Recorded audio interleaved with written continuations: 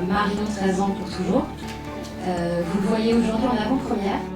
À la suite de ce téléfilm, vous allez pouvoir poser des questions au réalisateur, au producteur et à l'actrice qui joue Marion. Bonne projection. Je ne pensais pas que l'harcèlement ça pouvait emmener jusqu'au suicide. Enfin, on pensait que c'était des insultes. Je ne savais pas que ça pouvait aller aussi loin. Ça va aller. Fais ce que t'as à faire, je vais dormir. Ça touche leur âge en fait. Ils se sont rendus compte qu'ils ont l'âge qu'aurait dû avoir Marion aujourd'hui. Ils ont vraiment un besoin de comprendre le cheminement. Qu'est-ce qui fait qu'à un moment donné ça bascule, aussi bien du côté de la jeune fille que du côté de ceux qui ont harcelé Marion. Pourquoi est-ce que se sont pas arrêtés à un moment donné? La question m'a déjà été posée. On ne peut pas nier que certaines classes, comme la 4e C, sont particulièrement difficiles. Ah bah je confirme, c'est la classe de ma fille. Alors je peux vous dire, il y a beaucoup d'éléments perturbateurs. Vous savez, pour nous aussi, c'est compliqué. On est prof, pas flic. On a imaginé tout un dispositif autour de ce programme, autour de Marion, 13 ans, comme on peut le faire sur d'autres programmes du groupe qui ont une valeur éducative.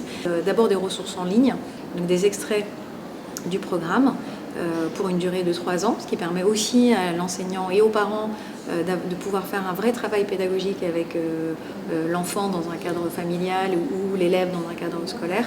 Il y a aussi une plateforme de témoignage qui a été mise en place à cette occasion.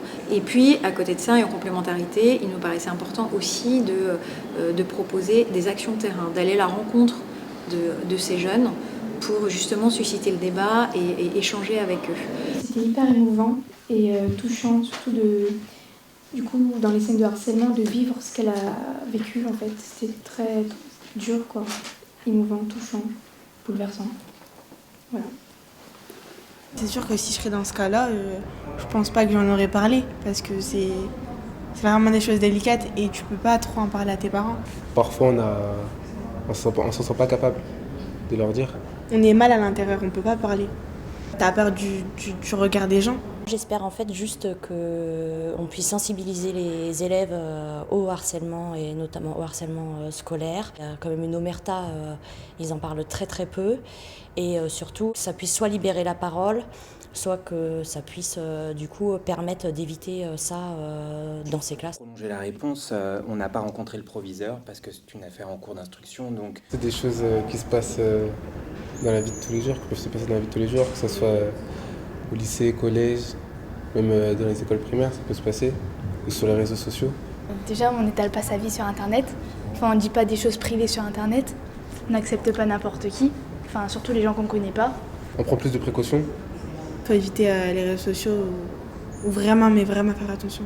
Et si ça permet à un élève de se rendre compte que, sans le savoir, il a une attitude de harceleur, ou à harceler, de se rendre compte qu'effectivement ce qui lui arrive n'est pas normal et qu'il est harcelé, ça sera déjà ça de gagner en fait.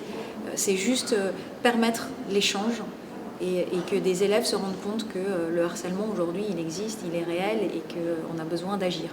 Comment après ça réagit après avoir vu ce téléfilm? Elle était très émue. Puis elle m'a dit, Bourlane, tu ne m'as pas trahi.